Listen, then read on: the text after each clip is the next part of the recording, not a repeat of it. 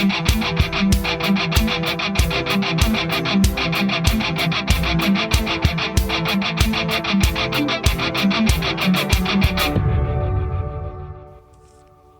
is the Yacht Business Podcast. I'm David Fuller, and in this episode we head to Dubai for the Middle East Yachting Conference and the Dubai International Boat Show. Some of the audio is a little hard to hear, but the content is a great insight into what's happening in the region and the long-term vision. Enjoy.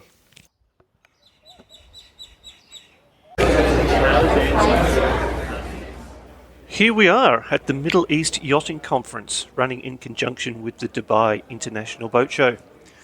The region is set to see a lot of growth as a result of mega and giga infrastructure projects, including the development of marinas and supporting activities. The opening session of the conference has a long title.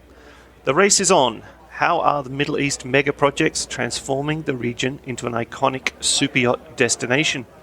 Featuring Captain Saif Al-Mahari, Managing Director of Abu Dhabi Maritime and Ports Authority, Abdullah bin Habtua, Chief Portfolio Officer, Shamal Dubai Harbour, and Luke Khaldoon, Chief of Staff and Director of New Projects at Cruise Saudi. Excuse some of the background sounds, but there are some fascinating insights into what is happening in the region and who they're competing with.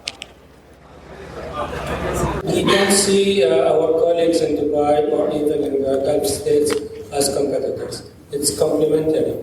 We complement each other. This, especially with the yachting and cruise industry, they don't go to one place.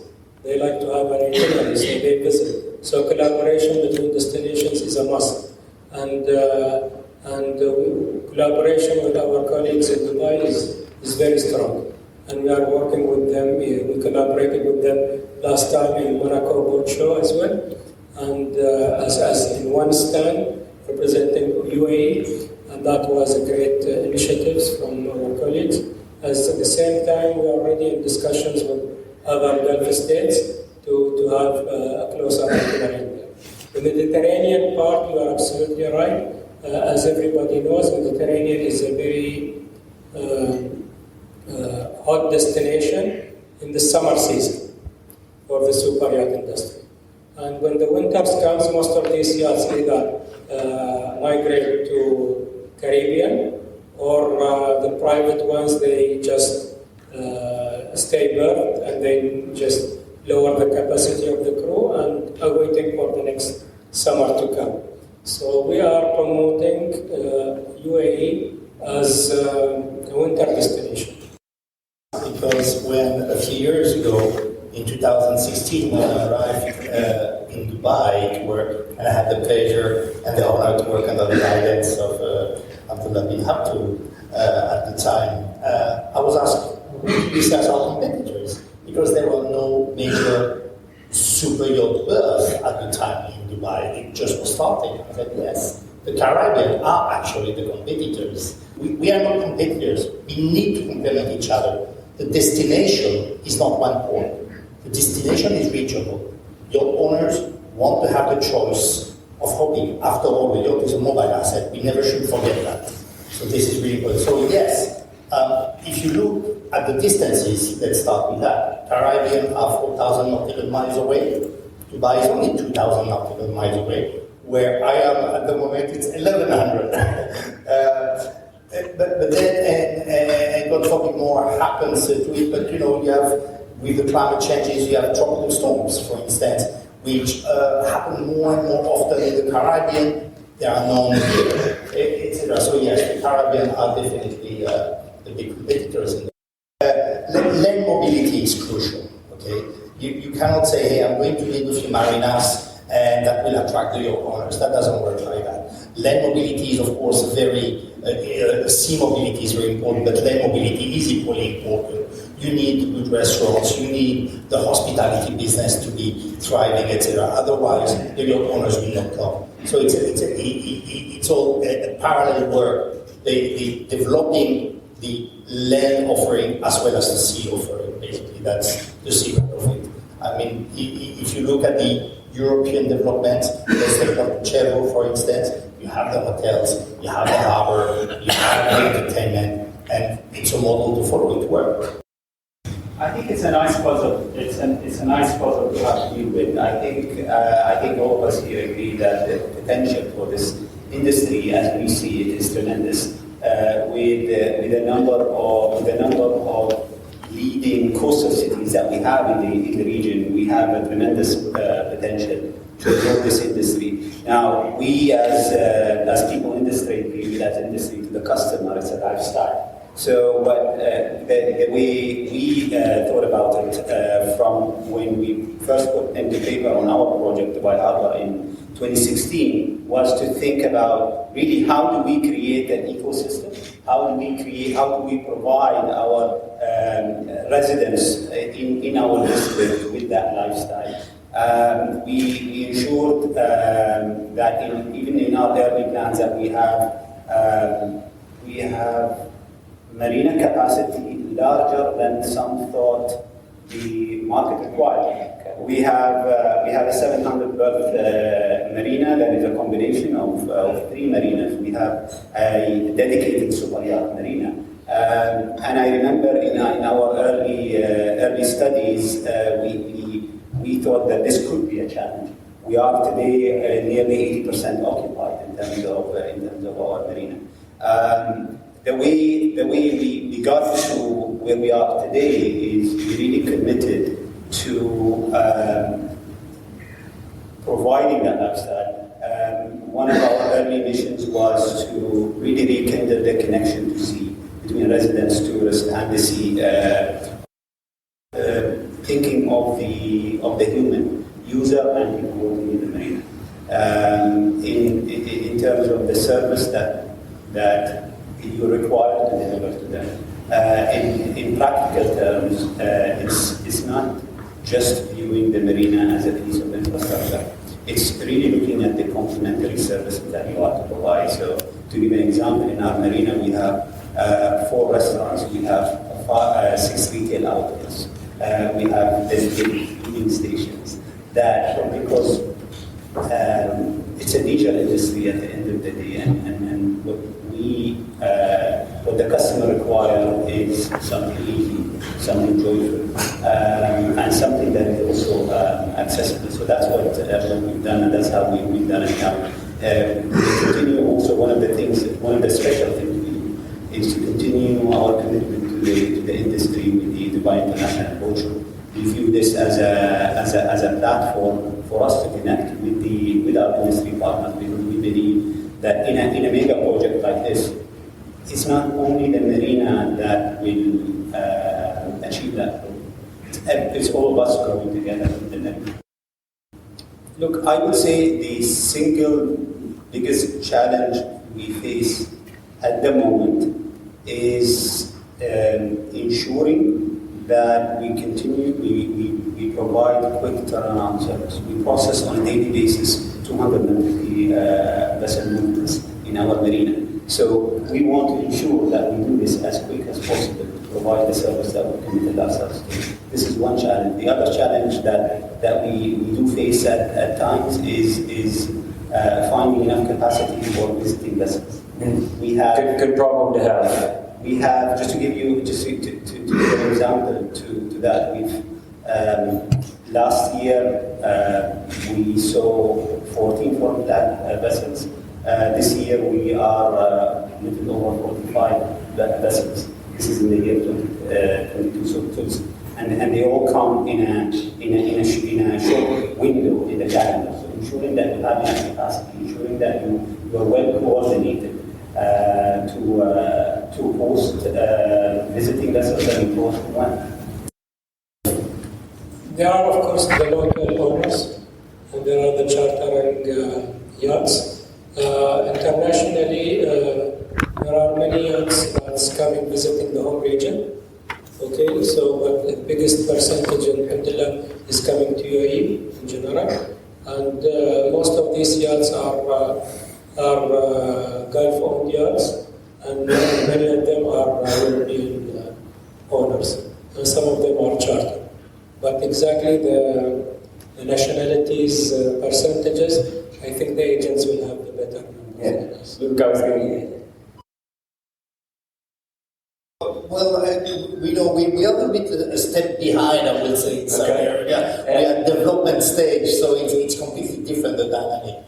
I mean, the big event at the moment that attracts yachts is the Formula One Grand Prix, of course, in March in Jeddah, and then we enjoy the visit of a few international foreign flag yachts.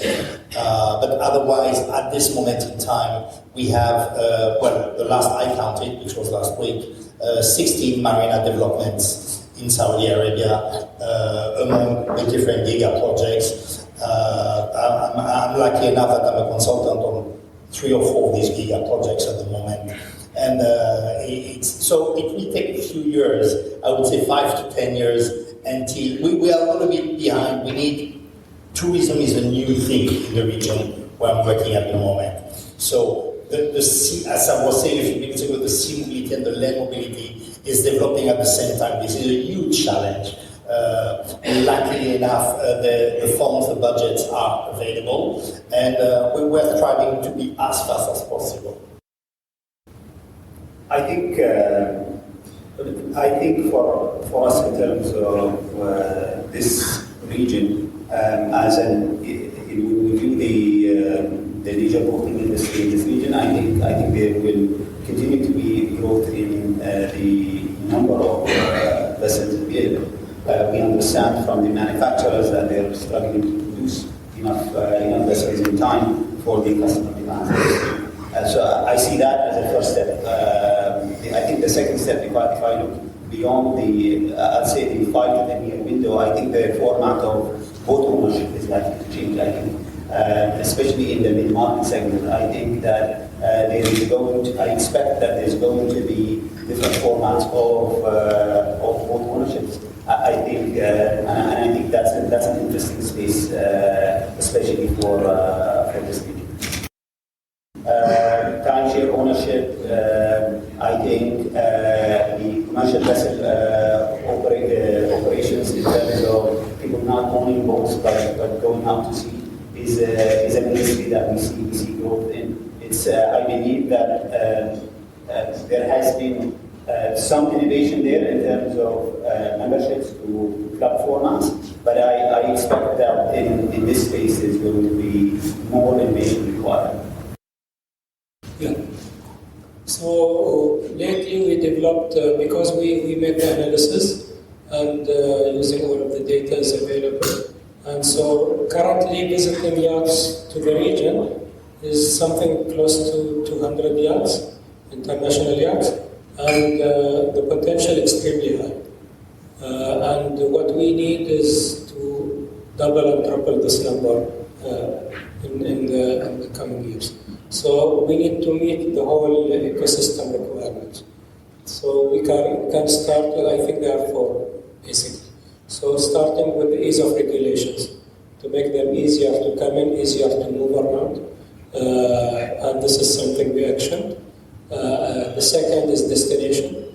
So they need to have a destination where they need to go, and what activities they can do. We have different climate, different natural scenery than the Mediterranean. So we have our specialty in here, as well as the third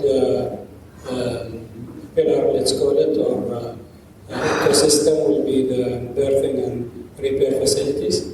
This is very important, and as Dubai is working on increasing their capacity, there is a lot of plans for bigger capacities as well. But something quickly which we've done is putting more envoys in good locations in Abu Dhabi, where super yachts can moor on them with a good skyline view of Abu Dhabi. Then we have the last pillar, which will be more about refit facilities and refueling facilities, which is very important to make sure that these yachts not just only coming here to berth and do sightseeing, but as well as they can stay longer to do their annual refit business. This is extremely important, and it is not like a normal conventional shipping dry dock. It has its own uniqueness. It should be more cleaner, better locations. And what Luke mentioned is also extremely important, is what is it for entertainment for the crew and the owners on board. But on this side, I still think, alhamdulillah, as UAE, we covered this part in terms of entertainment, destination, theme parks, hotels, many things to do with that. And I'd like to bounce on what you said, what it takes to create a regional player. With some of my neighbors are becoming very active in the Red Sea at the moment, and that's what it takes to create a network, i.e. to manage ports and marinas in the Red Sea, i.e. Egypt, Oman, even Saudi Arabia. I mean, we all know DP World is present in Saudi Arabia, for instance. To create that network is very important. So right now, there are a lot of local players that are getting involved with the managing, and creating that network is really important. And that's what it takes. And naturally, organically, alliances will open up. People will be representing at boat shows like here together in the future. That's what it takes, basically. That's what we need as a regional player. The role of government and leadership within the industry is also very important for growth. Abir Al-Shali, Deputy Managing Director of Gulfcraft, and Hanan Eksami, Head of Strategy for the Federal Transportation Authority for Land and Maritime, talk about the regulations and making the user journey easier for owners and investors. So, as mentioned, my name is Abir Shali. I am the Deputy Managing Director of Gulfcraft, who many of you know is builder of Majesty, Nomad, Oryx, Silvercraft, and Silvercat yachts and boats. If I take off my boat builder hat, my other hat is the chair of the Leisure Marine Association for the Middle East and North Africa. And I think that's the hat I'm going to start off with today. I'm here with Hanan Al-Ghazami from the Ministry of Energy and Infrastructure. Hanan is the head of strategy for I'm not sure the actual title exactly, we like to change things up, but she runs basically the strategy for Leisure and Marine. One of the main initiatives in Ministry of Energy and Infrastructure, we are preparing the framework of maritime strategy in UAE. Now we are starting just put the main pillars for this strategy. We work with the framework of it with all stakeholders, industry stakeholders. We choose leisure marine is one pillar of our strategy, but the main strategy talk about the maritime sector. For the leisure marine, we are concerning about how we can develop this sector, how we can make sure from that policies and regulation. So there are two aspects here. One aspect is industry, yes, and investment and growth of the industry, and then the other aspect is making sure that the marinas and other stakeholders, yes, yeah. So I have two things I want to go back to. This morning we had a great panel with Captain Saif al-Mheri, Abdullah bin Hattour, and Luke Khaldoun. And within that panel, there were two points that actually I thought we could go back to and follow up on. One was the point about looking at the marine industry across all of the territories. So we're not just talking about Dubai, or not just talking about the UAE, but we're talking about the GCC as a whole and the UAE as a whole, which sometimes becomes difficult. Everybody has a different maritime authority and they're not always working together. The second point that I thought we should follow up on also is the point of looking at the person. So sometimes we get a little bit go too far in one direction when it comes to regulation, and we forget to look at it from the perspective of the user, right? The person who has a boat and they want to go register and they want to be able to go from Ras Al Khaimah to Abu Dhabi, right? Those types of little details. Or the person who has a yacht. This morning we were talking about charter yachts that are coming in from the Mediterranean and doing their winter charters in the UAE. So looking at it from the person instead of just from kind of the overview of the government. So what is happening at the ministerial level to further that conversation and to move things in that perspective? We are trying in Ministry and Energy Infrastructure to facilitate, also especially when we talk about registration, about also our operations in this sector. We are trying to facilitate all over the UAE, especially we can find there is so many offices for the Ministry of Energy Infrastructure all over the UAE. So one of the initiatives that's happening, as some of you have heard, and I've just mentioned that the Leisure Marine Association has been quite active over the last year. We now have, I think, over 60 members, stakeholders from across the industry. And we have started to work quite closely with the ministry. On Thursday, we are going to be signing an MOU, basically to set up a working relationship between the ministry and the LMA to represent stakeholders. How do you see, we haven't signed the MOU yet, but tell me, how do you see this relationship going forward between the private sector represented by the LMA and the government represented by the ministry? Yeah, I think this is a good chance between Ministry of Energy and Infrastructure and also from the private sector to be collaborate in their initiatives and their projects. For this MOU, we targeted just to build up the marine sector, especially for leisure. From this MOU, we can change our expectation from the maritime sector.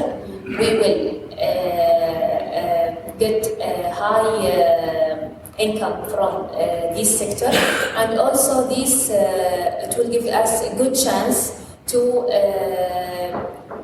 make the UAE as a hub for all investors all over the world to start their work here from UAE, and the UAE will be a hub with another. Can I ask you, one of the initiatives was to change the law with regards to the chartering of foreign flagged yachts in the UAE. It was previously not allowed, it's now allowed, right? This is one of the changes that we've seen within the last year. Do you have any feedback yet whether this has changed the number of yachts that have come in for charter, especially after the World Cup and things like that? We are expected, once it will be changed, we are expected these numbers, which is today's numbers, will be increased. I think it's a huge increase, it's not the normal, especially from this sector. Most investors want to come to the UAE, but see this is, this is an obstacle for us to come because this percentage make for us challenge to come to the UAE, and some risk also they are feeling unhappy about what the expected risk coming from these projects. So I'm sure once we accepted with this percentage and we change this percentage, maritime sector will become grow more than before. I encourage everyone to contact the LMA and to see whether a membership is right for you. The LMA is working very closely, like I said, with the ministry and pushing the interests of the stakeholders in the leisure marine industry across the Middle East and North Africa. And it's a good opportunity for everyone to meet other people in the industry here. Thank you very much, Hannah. And so now it's the opening day of the Dubai International Boat Show, and I'm here with the local media to get a preview before the gates open to the public later today. Abdullah bin Habtour from Dubai Harbour explains how it all works together and the exciting future for this place. With this extraordinary district and with the support of partners like the Dubai International Boat Show, we can continue to support the ambition of the city to grow to continue to lead as a maritime hub and a yachting destination. We have seen tremendous growth over the last 12 months. I think you can see here today that you're here today in a thriving marina. We are almost full, and we continue to see the expansion of the Dubai International Boat Show. We believe that with the partners that we host here today and with yourselves, we will continue to drive towards this growth. I believe that there will be a lot to see, and I'm thrilled and excited to enjoy the show. I believe that we will see in this show a lot of innovation. I believe that the industry continues to be leading the way towards sustainable development and towards environmental protection, which is an important objective of the government of the UAE for this year. I wish you an enjoyable show this year. And I hope that we continue to grow this show year on year. The Dubai Harbour will continue to be the home to the Dubai International Boat Show, and we work in partnership to continue to grow the show and support the growth of the industry. Thank you all very much. We have developed what you see around you as the marina with the industry in mind, and also with the Dubai International Boat Show in mind, to continue the government and the industry's ambition to grow this industry. We're proud to say that here we sit in a 700 berth marina, the largest in the region. We have the only dedicated super yacht marina in Dubai. It is thriving today with ample of lifestyle, F&B, and living options. To bring it back to the Dubai Boat Show, which is an annual event that we are proud to host here, and we view this location as the permanent home for the Dubai International Boat Show.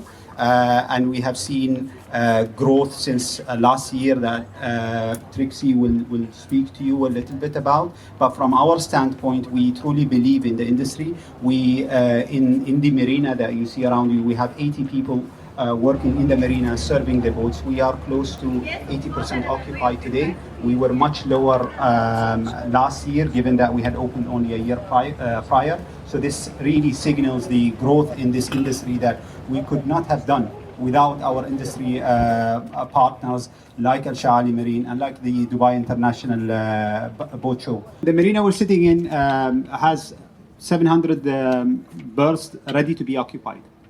So they're not being built in stages. It's everything you see here. The marina we're sitting in, we call Dubai Harbour Marina. It comprises of close to 550 berths. We have little over 500 in what we call the Bay Marina, which is the super yacht dedicated marina. And then we have a marina facing the Palm Island, which is that way, Palm View Marina, which has close to 40 berths, and they're all ready. That's it for this episode of the Yacht Business Podcast from the Dubai International Boat Show. Subscribe to the YouTube channel or become a Patreon subscriber to get access to other sessions from the Middle East Yachting Conference and presentations from Sunreef, Sunseeker and others. I'll see you next time.